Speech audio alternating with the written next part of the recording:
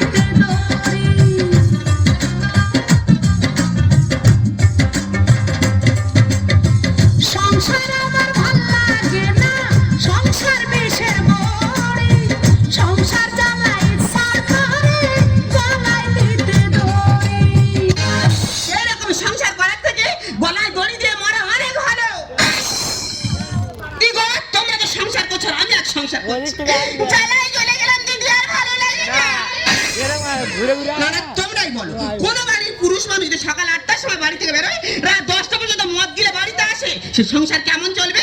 সে সংসার তো উচ্ছন্ন যাবে। আমি তাকে জিজ্ঞাসা করলে, এই দেখো এইভাবে দিনের পর দিন চলতে থাকো তার সংসারের অবস্থা কি হবে? সে আমার উত্তর দিল, কেন রে সংসার হাওয়া খানে চলবে?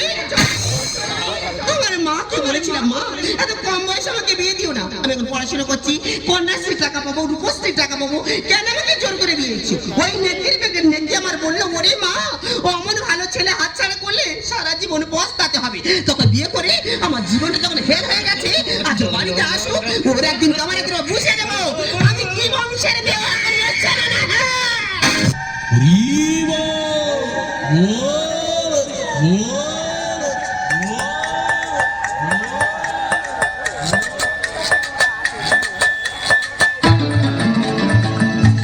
সবাই মিলে একবার তালি হবে, সবাই মিলে ধরো।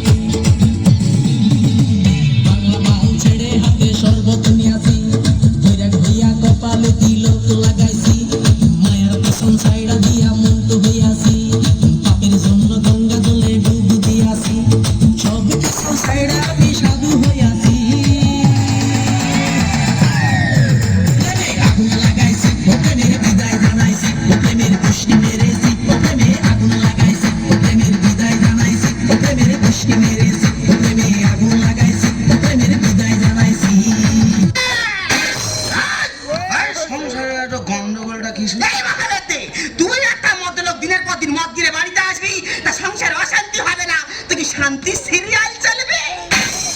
টিভি আছে, তুই তো সবসময় সিরিয়াল দেখছো তো? আজ 5 মাস হয়ে গেল টিভি টাকা মারিসনি, টিভিটা কিভাবে চলবে? হুঁশ আছে?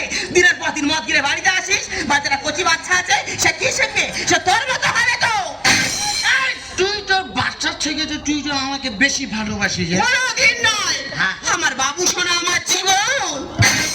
তোর বাবু সোনা যদি তোর জীবন হবে, তুই যদি না তোর বাবু সোনার থেকে আমাকে বেশি ভালোবাসবি, তাহলে তোর বাবু সোনাকে পাশের বাড়ি বৌদি কাছে রেখে তুই যেখানে খুশি সেখানে চলে যাস। তাহলে আমাকে পাশের বাড়ি বৌদি কাছে রেখে তুই যেখানে খুশি যাস না কেন? মহাবিদ্যার কত নিজ মনোবৃত্তির চিন্তা ভাবনা দেখেছো? এই কারণে করে আমি দু নজরে দেখতে পারি না। আমার জন্য যা দুটো চোখে ভালোবাসা নেই, তার দুটো চোখে জয় বাংলা হবে। কি হয়েছে? আমার চোখে জয় বাংলা তোর একদিন কেমন ব্যবস্থা নেবে? Don't touch me, don't touch me. দেখেছো গোলা অবধি মদ গিলে সবার ইংলিশ হারতেছে রে। কালো মুরগি সাদা ডিম পারতে পারে, কিন্তু সাদা মুরগি কখনো কালো ডিম পারতে পারে? পারে না। ঠিক তেমন বাঙালিরা বাংলাকে ইংরাজি বলতে পারে, কিন্তু ইংরেজরা মদকে কখনো বাংলা কথা বলতে পারে না। দেখেছো মহাবিদ্যা যাতে মাথা ধরে কি হবে? তাহলে ঠিক আছে। আমরা বাংলা বাঙালি, আমাদের ঘাড়ে লেগে গেলে আমরা ডাক্তারের কাছে যাই না, বালির রোদে দিলে ঘাড়ে লাগা ঠিক হয়ে যায়। এই যে বাঙালির বেটা বাঙালি, খুব তো বাঙালি নিয়ে গর্ব করছো। আচ্ছা বলো তো নাকি নিউটন মশালের আলোয় পড়াশোনা করেছে, বিদ্যাসাগর রাস্তায় গ্যাসের আলোয় পড়াশোনা করেছে, তা তুমি কোন আলোয় পড়াশোনা করেছো হে শুনি? এই, আমি কোন আলোয় পড়েছি তোর জানার দরকার নেই। তুই আগে বল, ওরা যে মশারের আলোয় পড়েছে, কে রাস্তার আলোয় পড়েছে, ওরা দিনের আলোতে কি করেছে? আর ওরা রাতের বেলা পড়াশোনা করতিস, তুই মেয়ে লোক কেন যেতিস বল?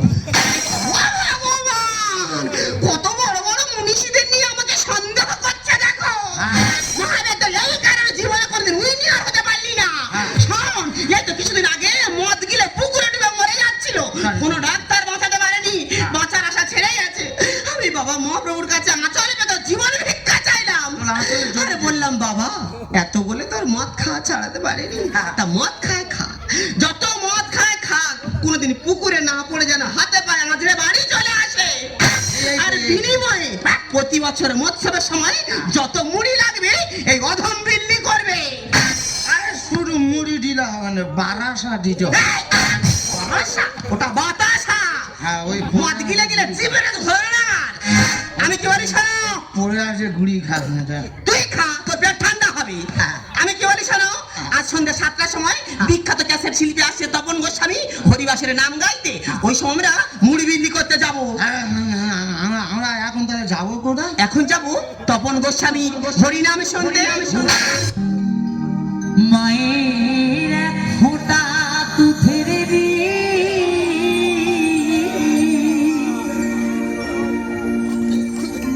শোধবে না কোনো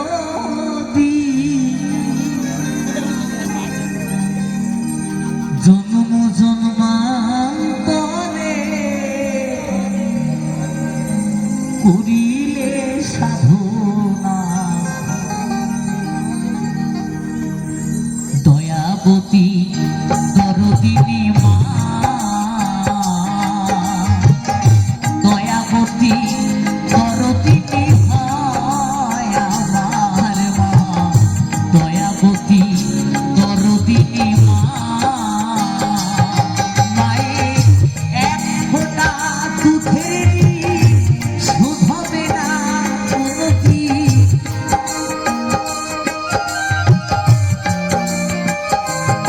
মায়ের এক ফোঁটা দুধেরই শোধবে না কোনো দিন, জন্ম জন্মান্তরে করিলে সাধনা দয়াবতী দরদিনী মা, দয়াবতী দরদিনী হয় আমার মা, দয়াবতী দরদিনী মা। জয় রাধে শ্যাম। এই মহতি হরিবাসরে আমি কীর্তন গান করতে এসেছি, তবে কীর্তন গান শ্রবণ করাতে গিয়ে যদি কোনো ভুল টুটি হয়ে থাকে, এখানে আমার ভক্তিমতী মায়েরা, আমার পিতৃতুল্য বাবারা আছে, আমাদেরকে একটু ক্ষমা করে দেবেন। তবে এই মহতি হরিবাসরে দাঁড়িয়ে তত্ত্বকথা থেকে কিছু আমি প্রশ্ন বলবো, সেই প্রশ্ন উত্তর যদি আপনারা দিতে পারেন, আমি কথা দিচ্ছি নগদ 50,000 টাকা দেবো। বিশ্বাস যদি না হয়, আজকে যে আমার 60,000 টাকা রেট, 1 টাকাও নেবো না। হামটা বেশি যাচ্ছে না? কি বলবো দাদা, গাড়ি তেল নিয়ে বলে 3 কিলোমিটার দূরে গাড়ি থেকে প্যান্ডেলে হেঁটে আসছি, আর ও নাকি 60,000 টাকা ফেরত দেবে। পেয়ে যা। আরে এই তো জয় রাধে তবে একটু বলি আনন্দের খবর। 1 সপ্তাহ আগে নদিয়া জেলায় প্রোগ্রাম করতে গেছিলাম, সেখানে আমার প্রোগ্রাম দেখে এক ভদ্রলোক আমাকে 1.5 কিলো ওজনের সোনা থালা দিয়েছে। তখন হামটা বেশি হয়ে যাচ্ছে না? তোমার সোনা ছাদে না, স্টিলের গামলা দিয়েছি। চেপে যা।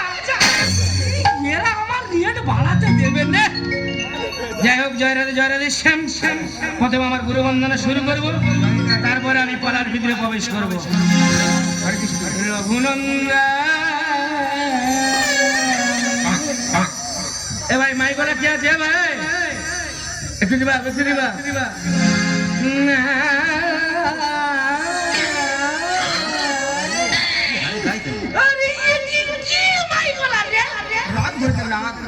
কৃষ্ণ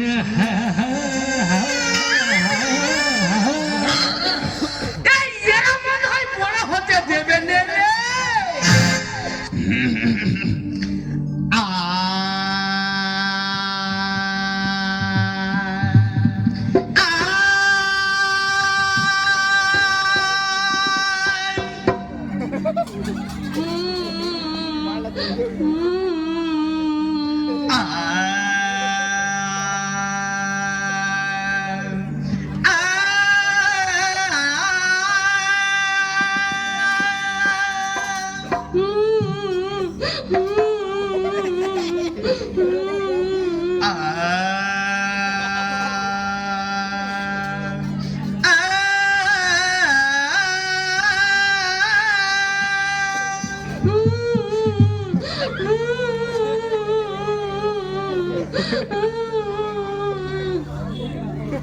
ই শালা যা গলা সাজছে না তাতে না ডুবাই। দেখ দেখ একটা মেয়া লোক কেমন কাঁদছে দেখ। ও তোরে বাবা, এই সুরটাতে এত ভাব পাইয়ে গেল যে কাইটা ভাষা আন দিছে। হ্যাঁ মা, তুমি কাঁদছো কেন মা? আমরা তো এই শুরু করলি, শুরু করতে করতেই আমাদের এই সুরের ভাবে আকুল হয়ে কাঁদছো। না না বাবা, তোমায় ভাবে আমি কাঁদি নাই। কাল রাতে এই তুমি যেমন ভেবাছ অমনি ভেবায় ভেবায় আমার একটা গাভিন বেড়ি মরে গেছে। তোমার গলাটা শুনে, বেবানিটা শুনে আমার বেড়িটা মনে পড়ে গেল, সেই জন্যই আমি কাঁদছি। ও বাপ, কীর্তন শুনে লই রে, এই শালা ভেড়ির দুঃখে কাঁদছে। তবে আর ভেবাস না, শুরু করে দে। এই ছেলে মইটা দোহারির মতো থাকবি। দোহারির মতনই আছি, তুই শুরুটা কর না। শুরু করছি। জয় রাধে শ্যাম শ্যাম। তবে আমাদের এখানে যে আমি কীর্তন গান পরিবেশন করতে এসেছি, আসার পথে একটা দৃশ্য দেখলাম। সে দৃশ্যটা কি জানেন? কয়েকজন ছেলে মিলে মদ্যপান করছে। ভাই এ পালা চলবে না, পালা অন্য করো, ঘুরিয়ে মারো, পালা ঘুরিয়ে দাও। জয় রাধে শ্যাম শ্যাম। তবে আমি একটা গোস্বামী, আমি চ্যালেঞ্জ করে বলছি, মদ খাওয়া খুব ভালো জিনিস। আমি বলছি এই পালাটা হবে। জয় রাধে শ্যাম শ্যাম। তবে এখানে আমার ভক্তিমতী মায়েরা এবং প্রিয় বাবারা আছে। এই মদ খাওয়া নিয়ে কিছু আমি প্রশ্ন করবো, আপনারা একটু মন দিয়ে শুনবেন। আমার প্রথম প্রশ্ন, যারা মদ খায় তপন কুমার গোস্বামী চ্যালেঞ্জ করে বলছে তারা সহজে বুড়ো হয় না।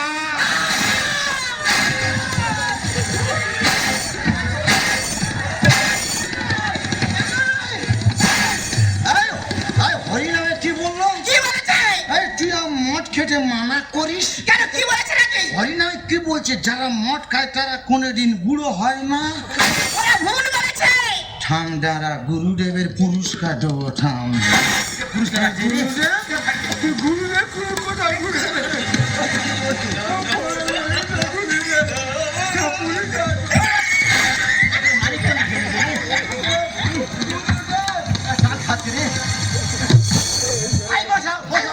জয় রাধে শ্যাম শ্যাম।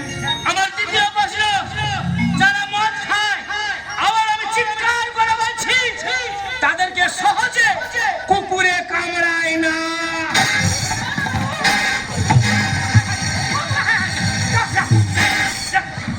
এবার আমি মদ নেশায় বুড়ির গোলা টিপে ধরেছি। হরিনামে কি বললো? কি বলেছে? যারা মদ খায় তাদের কোনোদিন কুকুরে কামড়ায় না। ওরা ভুল বলে কি সব বলছিস? ঠান্ডারা গুরুদেবের পুরস্কার দেবো।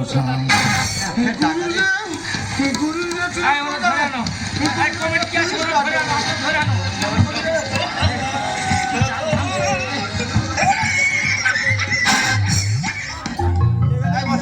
জয় রাধে শ্যাম শ্যাম।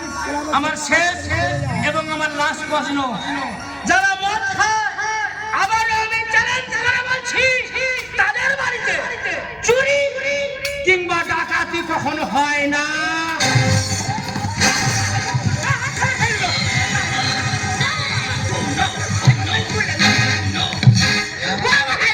তোমার কামড়ে মাংস দিলে খেয়েছি চাট পাইনি কামড়ে চাট তৈরি করছি আমার মাথা রাখা এই গুরুটা কি বললো কি বলেছে? যারা মদ খায় তাদের বাড়ি চুরি ডাকাতি হয় না তোমার গুরুদেব কিচ্ছু জানে না। ঠান্ডারা গুরুদেবের পুরস্কার দেবো আরে সে টাকা শেষ হয়ে গেছে রে গুরুদেব আমাকে মাফ করবে গুরুদেব, আমার কাছে টাকা নেই গুরুদেব। তবে এখানে আমার অনেক ভক্তিমতী মায়েরা আছে, বাবারা আছে, পঞ্চমণি উত্তর দিতে পারছেন না। আমি বলে দিচ্ছি আপনারা মন দিয়ে শুনুন। আমার প্রথম প্রশ্ন কি ছিল? যে যারা মদ খায় সহজে বুড়ো হয় না, তাই তো? তা ওরা বুড়ো হবে কি? মদ খেয়ে খেয়ে বুড়ো হওয়ার আগে তো মরে যায়। এখানে ঘুমাতে এখানে ঘুমাতে আছি। তোর বাপ কি বললো শোন, তোরা নাকি মদ গিলে গিলে বুড়ো হওয়ার আগের গর্তের ভেতরে ঢুকবি। এই আমরা মদ খেয়ে বুড়ো হওয়ার আগে মরে যাবো গুরুদেব আমার টাকা ফিরিয়ে দেবো টাকা ঘুরিয়ে দাও টাকা ঘুরিয়ে দাও টাকা ঘুরিয়ে দাও